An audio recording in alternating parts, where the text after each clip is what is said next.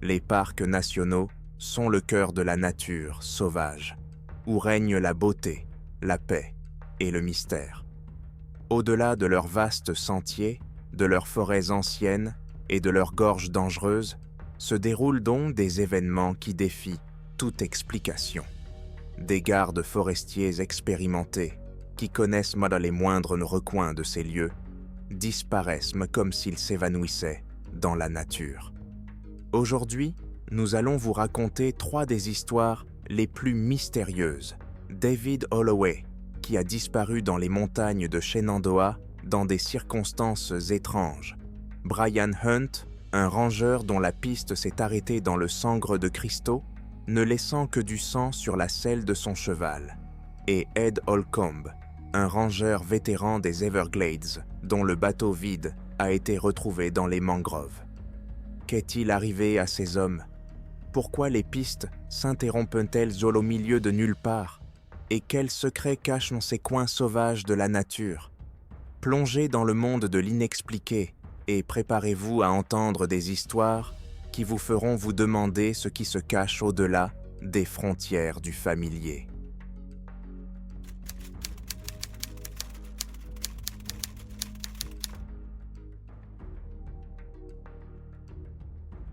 Le parc national de Shenandoah, en Virginie, offre plus de 800 km de sentiers pittoresques, de forêts d'arbres denses, de chutes d'eau et de chaînes de montagnes. Les besties touristes viennent y chercher la solitude, la beauté naturelle et la paix. Mais ceux qui travaillent ici depuis des années savent que cette région recèle de nombreux secrets et parfois des étrangetés qui ne s'expliquent pas. David Holloway est un garde forestier expérimenté qui travaille dans le parc depuis près de 12 ans. Cet homme d'une quarantaine d'années, grand et robuste, à la barbe courte et à la personnalité discrète, aimait son travail. Ses collègues le décrivaient comme un professionnel qui connaissait les moindres recoins du parc et pouvait s'orienter même dans la nuit la plus noire. Mais le 12 octobre 2018, David a disparu dans des circonstances qui suscitent encore la controverse et la spéculation. Ce jour-là, il est parti faire sa ronde matinale, muni de sa radio et du kit standard des gardes forestiers. Un couteau, une torche et une gourde d'eau. Son service était le service normal de 8h à 18h. David a été vu pour la dernière fois vers 3h de l'après-midi par un groupe de randonneurs qui parcouraient dans le sentier Old Drag. Ce sentier est connu pour ses montées abruptes et ses vues imprenables sur la vallée.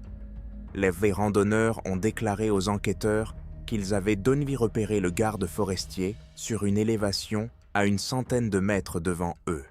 Selon eux, Holloway marchait le long du sentier et parlait à quelqu'un. Cependant, il n'y avait personne près de lui. L'un des randonneurs s'est même arrêté pour écouter. Il affirme avoir entendu 2 voix, l'une appartenant à David et l'autre étouffée, comme si elle était portée par le vent au loin. La voix semblait étrange, presque mélodieuse, mais aucun des 2 randonneurs ne pouvait en distinguer les mots. Lorsque les campeurs atteignent l'endroit où se trouvait Holloway, il n'est plus là. L'endroit était vide, aucun signe de la présence de l'homme. Cela les alarma, mais ils supposèrent que le garde forestier avait peut-être quitté le sentier pour une affaire officielle. À 18h30, alors que David n'est pas revenu à la station et n'a pas pris contact avec elle, ses collègues s'inquiètent. La radio de David était silencieuse. Les appels envoyés sur sa fréquence sont restés sans réponse. À 21h, les premières recherches ont été lancées. Les recherches de David Holloway se sont poursuivies toute la nuit. Au matin, l'équipe de secours a trouvé sa station radio dans un endroit inattendu. Une vieille maison, abandonnée au fond du parc, à environ 3 km du sentier Old Rag. La maison était une vieille structure du début du 19e siècle. Un toit pourri, des fenêtres cassées et des murs couvertes de mousse. L'endroit a longtemps été considéré comme l'un des plus étranges de la Shenandoah. Les anciens prétendaient que la maison appartenait à une famille de colons qui avait disparu, sans laisser de traces à la fin des années 1800. Des histoires sur ce lieu ont été transmises de génération en génération, y compris des récits de bruits mystérieux et le sentiment de la présence de quelque chose d'invisible. La plupart des gardes forestiers évitent la région, la considérant comme un endroit dangereux, mais David n'a jamais cru à ces superstitions. La radio était posée sur les marches de la maison, soigneusement empilée à côté de la gourde. Elle était éteinte, bien que la batterie soit complètement chargée. Aucune trace de lutte n'a été trouvée. Les empreintes de bottes de David étaient visibles autour de la maison, mais elles se sont effacées à quelques mètres du porche, comme s'il avait simplement disparu. Des chiens renifleurs ont été appelés sur les lieux pour retrouver la trace. Cependant, les animaux se sont comportés de manière étrange en tournant autour de la maison, en couinant et en refusant d'entrer à l'intérieur. L'un des maîtres chiens a déclaré plus tard qu'il n'avait jamais vu ces chiens réagir de la sorte auparavant, comme si quelque chose d'invisible les avait effrayés. À l'intérieur de la maison, les chercheurs n'ont rien trouvé d'anormal, si ce n'est de vieux meubles et des murs moisis. Dans l'une des pièces, un petit tas de terre était visible sur le sol, comme si quelqu'un avait apporté de la terre de l'extérieur. Cela semblait étrange, mais on n'y a pas prêté beaucoup d'attention à l'époque. Les jours suivants, les recherches se sont poursuivies, mais aucune trace de David n'a été trouvée. Les touristes et les bénévoles ont fouillé tous les coins du parc, mais il semblait s'être volatilisé. Les collègues d'hommes de David commencent à se souvenir des choses étranges qu'il avait mentionnées dans les semaines précédant sa disparition. L'un des gardes forestiers a déclaré que Holloway s'était plaint à plusieurs reprises de bruits inexpliqués lors de ses rondes nocturnes, comme si quelqu'un l'appelait du fond des bois. En outre, d'autres randonneurs qui marchaient sur le Old Rag Trail, ce jour-là, ont rapporté des bruits étranges. Certains ont affirmé avoir entendu des voix étouffées qui ressemblaient à des chuchotements venant de derrière les arbres. L'un d'entre eux a même enregistré une courte vidéo sur son téléphone où l'on entend une voix saccadée et inintelligible sur fond de vent violent. L'enregistrement a été envoyé à des experts qui n'ont trouvé aucune explication rationnelle.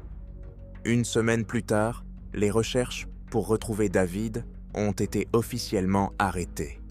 Sa famille a insisté pour que l'enquête se poursuive, mais aucune nouvelle piste ne s'est dégagée. Les découvertes étranges, les voix inexpliquées et les anomalies autour de la vieille maison sont devenues de partie intégrante du folklore local. Aujourd'hui, cette maison est évitée non seulement par les touristes, mais aussi par les gardes forestiers eux-mêmes. Certains d'entre eux assurent que la nuit, ils entendent des voix qui les appellent par leur nom et voient des silhouettes parmi les arbres. Mais ce ne sont que des théories et des histoires non confirmées qui sont tirées par les oreilles. En fait, aucune explication confirmée n'a été trouvée à ce jour, et sa disparition reste l'une des histoires les plus mystérieuses et inexpliquées du parc national de Shenandoah.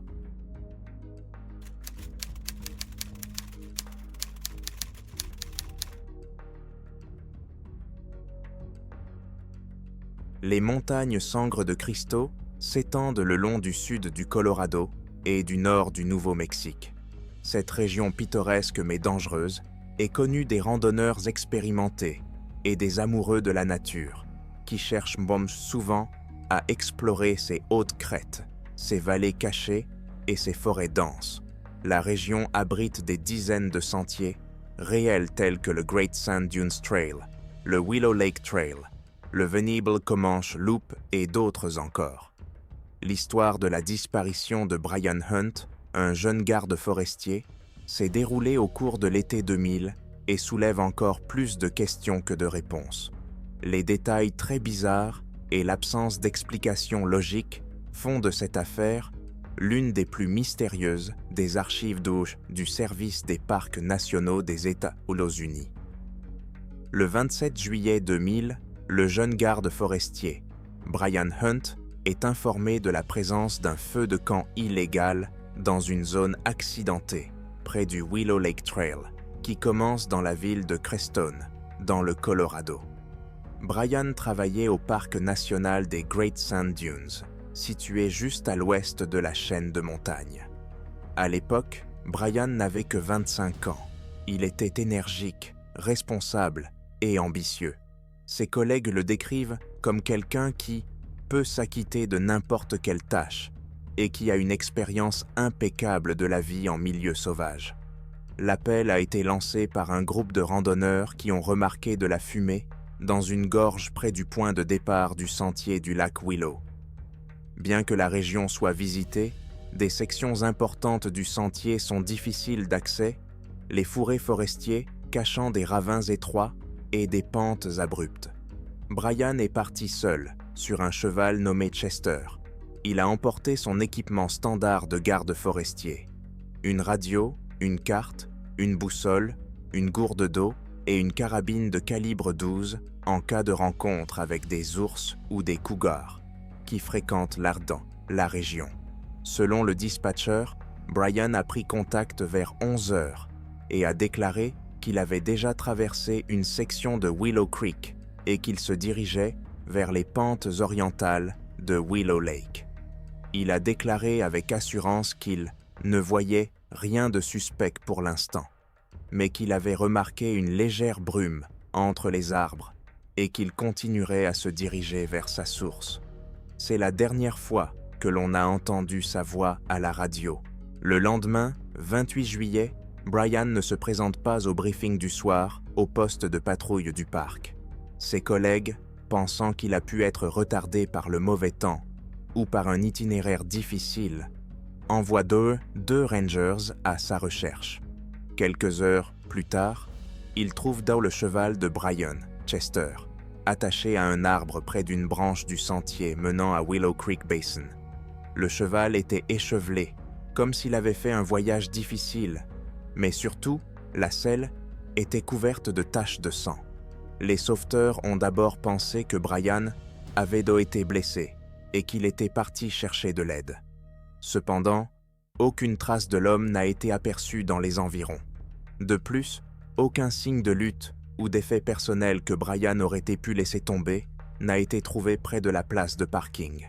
La situation devenait de plus en plus étrange. Le 3e jour, des volontaires, des maîtres chiens et des hélicoptères se sont joints aux recherches pour retrouver Brian Hunt. L'opération couvrait une vaste zone autour du lac Willow, y compris les gorges et les pentes avoisinantes. Cependant, les chiens renifleurs ont eu un comportement inhabituel. Ils sont revenus plusieurs fois à l'endroit où Chester avait été trouvé, ont tourné autour d'un arbre et, comme s'ils avaient jamais perdu la piste, ont refusé d'aller plus loin. Aucun des chiens n'a pu retrouver la trace de Brian. Des hélicoptères survolent les gorges et les sommets des montagnes, mais les recherches restent vaines. Aucune trace de Brian, aucun vêtement ou équipement n'a été trouvé.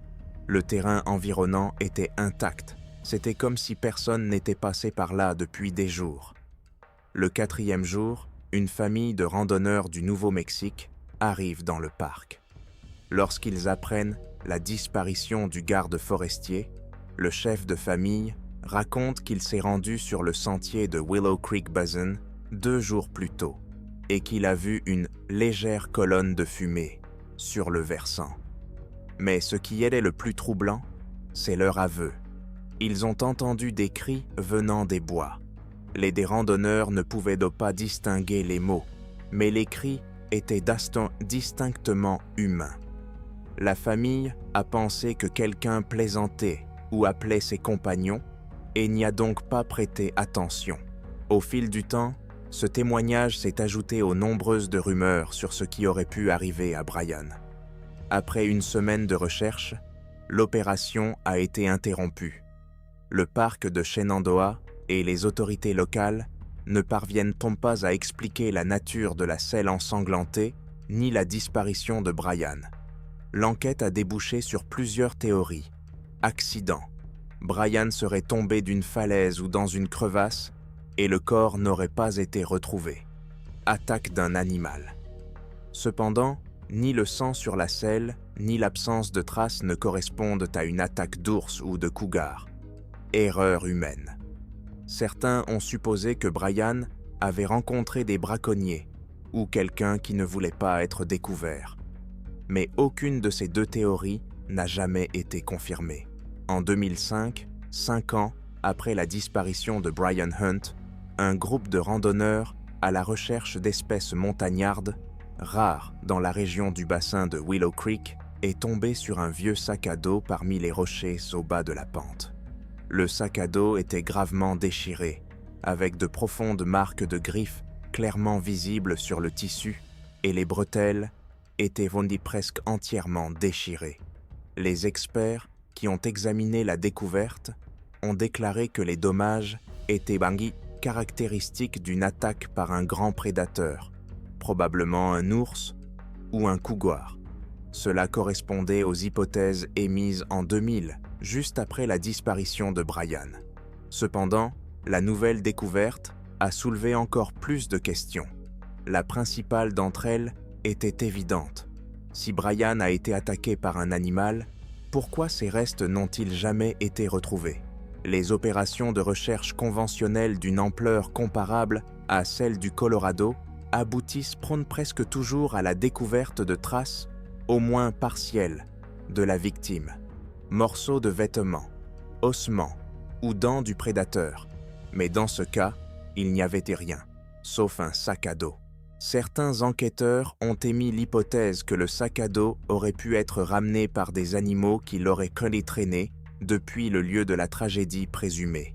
Cependant, ceux qui connaissaient Brian et qui ont réalisé à quel point sa disparition était étrange ont commencé à se demander s'il s'agissait bien d'une attaque animale ou si le sac à dos n'avait pas été laissé sur place plus tard pour créer l'apparence d'un indice.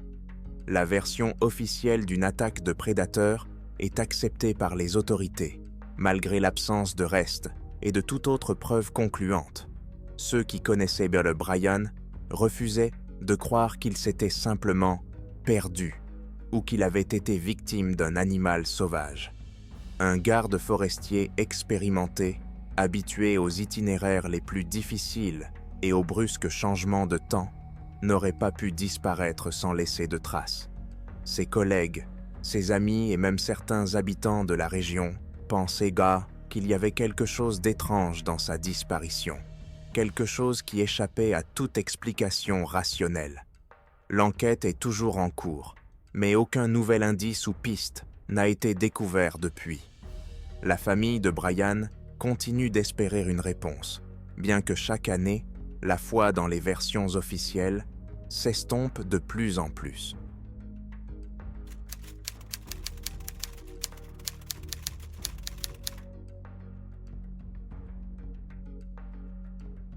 Le parc national des Everglades, en Floride, est connu pour ses vastes marécages, ses mangroves denses et sa faune dangereuse. La région est l'un des endroits les plus sauvages et les plus imprévisibles d'Amérique. Situé dans le sud-ouest de la Floride, le parc englobe plus d'1,5 million d'hectares de zones humides qui abritent des alligators, des serpents et des oiseaux de proie rares. En septembre 1991, un changement de routine s'opère au Flamingo Centre, le principal poste de garde forestier situé au bord de la baie de Floride. Le ranger Edward Ed Holcomb, un officier chevronné avec 20 ans d'expérience, est chargé d'effectuer des patrouilles de routine en bateau le long de Whitewater Bay et de vérifier la zone de Cuban Creek, où des pêcheurs illégaux et des touristes sont parfois aperçus en train de se perdre dans les labyrinthes de la mangrove. Ed était connu pour sa méticulosité, son amour du plein air et sa capacité à naviguer sur les terrains les plus difficiles. Cette région ne lui était pas étrangère. Il avait grandi en Floride et prétendait toujours connaître ses eaux mieux que son propre pays. Ed est parti à bord d'un patrouilleur standard, une petite embarcation à moteur, parfaite pour les marais et les bas-fonds des Everglades. Il avait avec lui une radio, une carte, une réserve d'essence, une boussole et ses effets personnels. Tout l'équipement standard d'une patrouille. Le temps est stable, bien qu'à cette époque de l'année, les brouillards des Everglades puissent s'épaissir en quelques minutes. Ed a établi son dernier contact à 9h45, informant le garde forestier de service qu'il se dirigeait vers Cuban Creek et qu'il prévoyait d'inspecter quelques zones reculées. Il a indiqué qu'il n'avait dans rien rencontré de suspect jusqu'à présent et qu'il devrait être de retour au poste vers 17h. Cependant, Ed n'est pas revenu à l'heure prévue et n'a pas répondu aux messages radio. À 19h, alors que la nuit commençait à tomber, les responsables de la station décidèrent de lancer immédiatement une opération de recherche. Les gardes forestiers expérimentés savent que chaque heure passée dans les marais se compte. Dans l'obscurité, les labyrinthes de la mangrove deviennent mortels et les prédateurs plus actifs. L'équipe de recherche s'est divisée. Une équipe s'est rendue à Whitewater Bay et l'autre à Cuban Creek. Le bateau d'Ed a été retrouvé le lendemain matin, vers 6h30, dans la mangrove, à environ 8 km de l'entrée de Cuban Creek. Il dérivait dans des eaux peu profondes, se balançant tranquillement entre les branches des palétuviers. À première vue, le bateau était en parfait état. Le moteur était éteint, l'essence presque vide, et tout ce qui se trouvait à bord était encore en place. La radio, la boussole, la carte et les effets personnels d'Ed, ses lunettes de soleil et sa gourde d'eau. Il n'y a aucun signe de lutte ou de dommage au bateau, et rien n'indique que quelqu'un d'autre se trouve à bord. Ed lui-même, en revanche, est introuvable. L'examen de la zone autour du bateau n'a rien donné.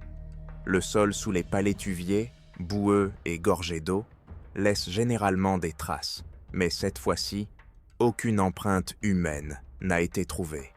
Les 2 rangers en patrouille ont constaté que le bateau était coincé dans une zone où il était presque impossible de l'amarrer. Les branches des palétuviers pendaient mis de bas et l'eau était trop peu profonde. On avait l'impression que le bateau avait dérivé tout seul jusqu'ici, déjà après la disparition d'Ed. Les traces de pas d'Ed s'effaçaient à un endroit plat. Même les chiens qui avaient été envoyés à sa recherche tournaient autour du bateau et revenaient là sans pouvoir retrouver sa trace. Les spécialistes en concluent qu'Ed n'a jamais quitté le bateau ou qu'il a disparu dans des circonstances extrêmement étranges. Une enquête officielle a été ouverte le jour même. Malgré des recherches approfondies qui ont duré 2 semaines, le corps d'Ed n'a jamais été retrouvé. Ratissage de la mangrove, utilisation d'hélicoptères et de plongeurs, tout cela s'est avéré infructueux. L'histoire d'Edward Holcomb a commencé à faire l'objet de rumeurs et de spéculations. Après la disparition de Hadley, diverses hypothèses ont été avancées. Certains spéculent qu'il aurait pu être victime d'une attaque d'un animal sauvage, comme un alligator ou un cougar de Floride, qui peuple le parc. Cependant, l'absence de traces de lutte et les dégâts subis par le bateau mettent en doute cette théorie. D'autres pensent qu'il a pu se perdre dans les mangroves denses et se noyer, mais les recherches approfondies n'ont pas été concluantes. Il existe également des théories plus exotiques liées aux phénomènes inexpliqués qui sont parfois observés dans ce type d'endroit. Les forêts de mangroves sont connues pour leurs phénomènes mystérieux. Par exemple, des lucioles synchronisées peuvent être observées dans certaines d'entre elles, donnant l'impression d'arbres scintillants dans l'obscurité. Ce phénomène n'a pas encore été entièrement expliqué par les scientifiques. De tels phénomènes donnent lieu à de nombreuses légendes et hypothèses sur les forces mystiques qui habitent ces lieux. Cependant, malgré les efforts des équipes de recherche et de nombreuses études, son sort n'a pas été déterminé. Ces histoires nous rappellent une fois de plus que la faune et la flore ont leurs propres secrets et posent parfois des questions qui n'ont toujours pas de réponse. Les disparitions de rangers restent un mystère, et peut-être que la vérité se cache quelque part plus profondément que nous ne pouvons l'imaginer. Si vous avez aimé cette vidéo, n'oubliez pas de lui donner un like, de vous abonner à la chaîne et d'appuyer sur la cloche pour ne pas manquer de nouvelles histoires passionnantes. Écrivez dans les commentaires ce que vous pensez de ces disparitions et quels sont les mystères de la nature qui vous intéressent le plus. Merci d'avoir regardé et à bientôt dans de nouvelles vidéos. Prenez soin de vous et n'oubliez pas que la nature n'est pas toujours aussi sûre qu'elle le semble.